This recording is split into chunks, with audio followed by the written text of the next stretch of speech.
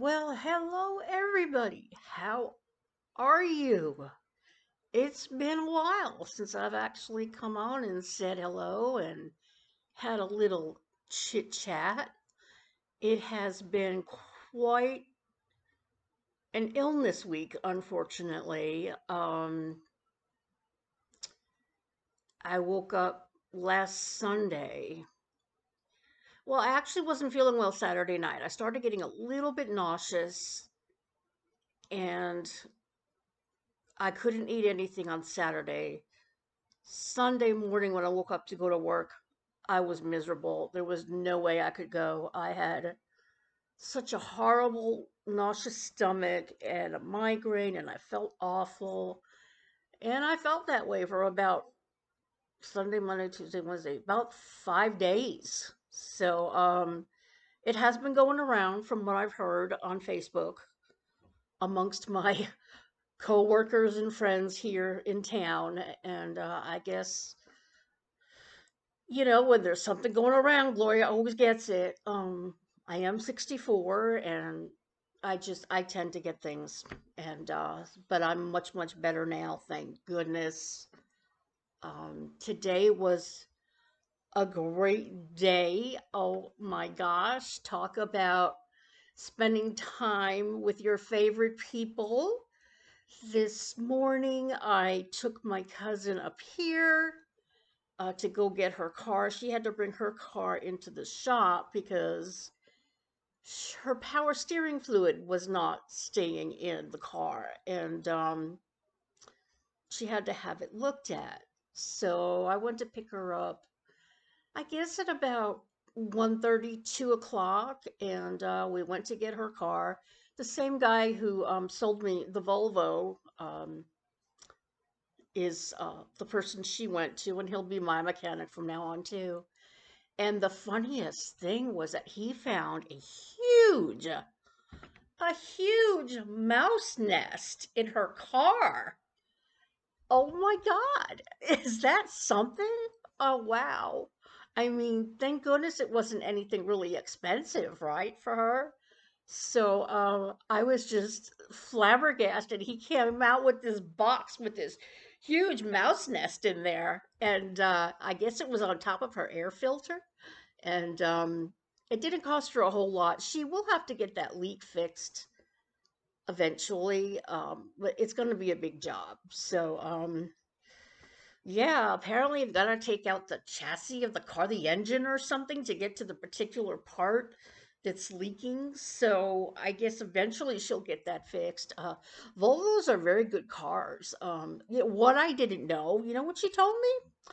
She said Volvos are from Sweden and they are made moose proof. Moose. Apparently, they have a lot of moose in Sweden. Did you know that? I didn't know that. And so she said when they made the Volvo, they made it so that when you hit a moose, it won't be as deadly as it can be in a regular car. Because apparently, I've never seen a moose in person. I've seen them on YouTube and such. But apparently, they're so tall and their legs are so long that when you hit them, the legs come through the windshield and they kill people. Wow. You learn a lot. And so apparently these Volvos were made moose proof. And that's why they are such good cars. They are so sturdy. And, they were thinking about getting a smaller car, but the mechanic said this car is in good shape. You just put a little bit of money into it to get it fixed and it's a good car. You really can't be having a Volvo. So I lucked out getting a Volvo. She's got a Volvo. She's got like a station wagon Volvo, though. It's a lot bigger than mine. So I call my car the baby Volvo, and her car is the Paw Volvo because it's so big. But yeah, that was an interesting thing to find out. I didn't know about that. So we got her car, and then we went to a local coffee shop and had some coffee, and I learned so many things from my cousin. Did you know? This is another little tidbit she told me that I didn't even know about. You know when you give tips to a waiter, do you know what it stands for? I didn't know this. To improve prompt service. I didn't know what that meant, but apparently it means to promote, prompt service and to ensure prompt service. So in this particular coffee shop, when you go to pay for it, they make you do your tip first on the electronic thing. Is that crazy or what? So you got to do your tip first, then you do your amount, then you do your card. And I put $1 in the tip jar because I love getting tips at work. It really helps me out. If I need a loaf of bread or something and I'm low on cash or low on SNAP benefits, I've got $2 or $3 in my wallet once or twice a week, and it really helps me out. And yeah, I didn't know that because she said she's she's she paid the amount, right? And it took them forever to get. They kept waiting on other people, and we were sitting at a table. They kept waiting on other people, and took forever to make her iced coffee. And we're sitting there waiting and waiting, and we didn't know where our pastries were. I mean, they were waiting on people, two or three people, before they even decided to take the pastries out. They could have done it right then and there, because when we got there, there wasn't anybody behind us. But so apparently they took out the pastries and they put them on the counter, okay, which is kind of like what we do at Dunkin'. But she was like, "Where are our pastries?" And she said, "Oh, they're right there on the counter." And she said, "Well, then what's the tip for?" What's the tip for? Why am I tipping you if you're just going to put it on the counter and not bring it out to me? Oh my gosh. She's got a point there, but unfortunately nowadays, in this fast food environment and coffee shops and such, there's only two people working there. But apparently, in the old days, when you gave person a tip, they would, kind of treat you a little better. But I thought that was interesting. What was the tip for? I get it. I get it. But, like in a shop like Dunkin', where half the time everybody's been calling out and there's not enough people there, people work their butts off at Dunkin'. I mean, the people who are good workers, they work their butts off. And it's just sad that so many, I hate to say this, but it's kind of true. A lot of the young people these days, well, actually, when you're first starting out and, first starting jobs and such, you really don't know job etiquette and job work ethics when you're young. And, they'll just call out and think it doesn't matter. I can't make it today. But they don't realize how much pressure it puts on the rest of the people. There have been times when there's only three people in the shop because of people calling out. We have to close the front door.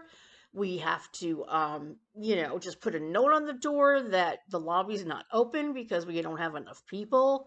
Things like that happen all the time. And yeah, it's a struggle. It really is a struggle, running a restaurant like that. It takes time for people to realize, and young people especially, that, when you have a job, you need to be more responsible. You need to quit calling out all the time.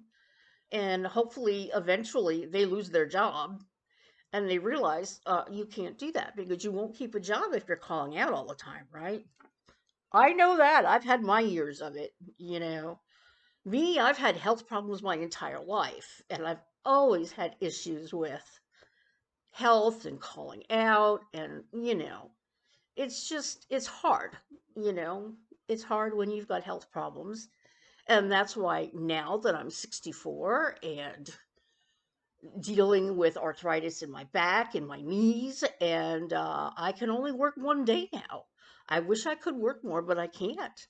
So, but they'll learn. Eventually, people learn, and it's just unfortunate that the ones who are responsible have to work their asses off because there aren't enough people to help out.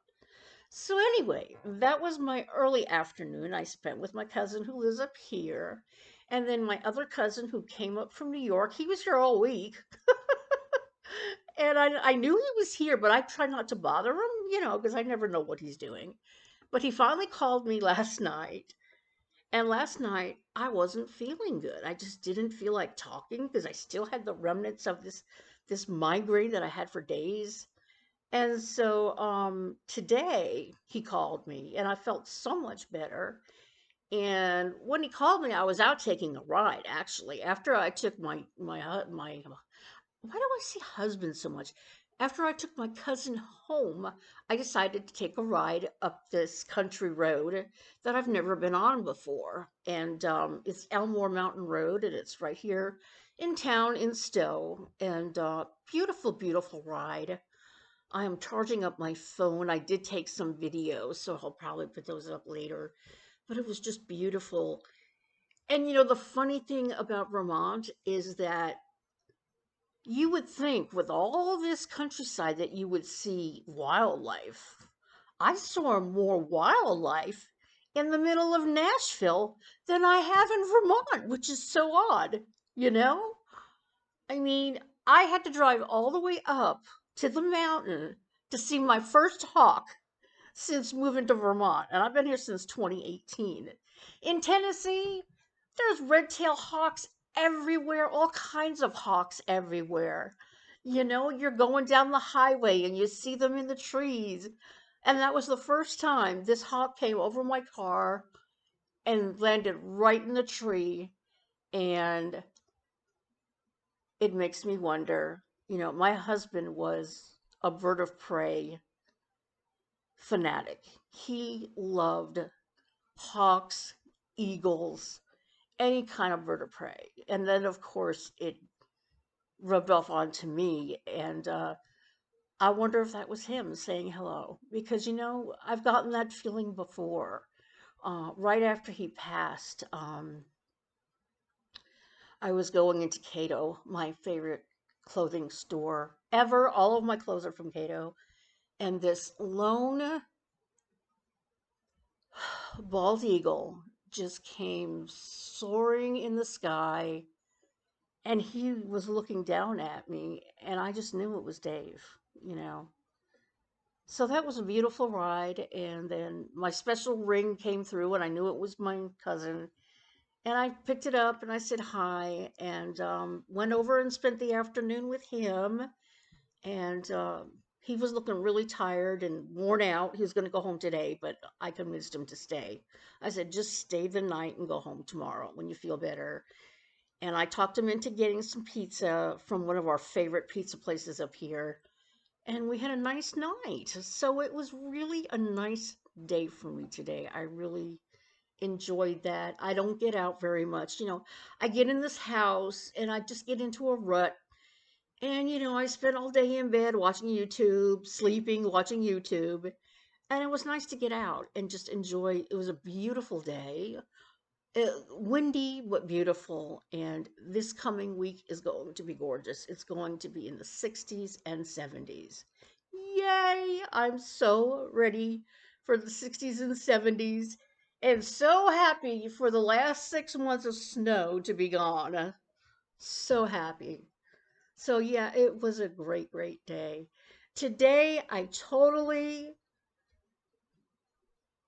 messed up my usual diet plan. I don't like to call it a diet because it's basically just a change of eating, change of my eating ways. It's not really a diet. I'm just purposely staying away from sugar and bread and all that. But today, my cousin and I, this morning, we went to the coffee shop. I had a maple cream croissant, and it was so good. It was really good. And then tonight, I had the pizza. And how many? I had 4 pieces of pizza last tonight, and I'm not getting on the scale for another week. It's like, okay, now the next 5 days, I need to like eat nothing. I gained 2 pounds this week because I was basically living on soup and crackers. And, crackers is all carb, you know. And when you don't have any vegetables or any fruits or anything, you're going to gain weight. I've noticed that with me, for me to lose the weight, I need to stay on vegetables and fruit all week. You know, when I don't have them, that's kind of when I tend to either stay the same or not lose. So, yeah, I got on the scale yesterday morning. I said, I gained 2 pounds, but that's because I was eating a lot of carbs. So, hopefully, I'm gonna be afraid to get on that scale again next Friday. But once in a while, it's okay to splurge. Just don't make it a daily thing, and then you'll be okay. So, yeah, so that's been my week, and my cat was actually happy to see me. She came to me and she said, meow, meow, meow. She said hi to me because I've been gone all day. I left at 1 o'clock and now it's 11 o'clock at night. So she's like, where the heck did you go, Mama? I was out having me a good old time for once. So yeah, and it was a good day and doing good. Haven't been singing much this week because I haven't been feeling well. And I do my usual Sunday nights with my favorite people. And hopefully they'll do it again this Sunday night. This week went by really slow.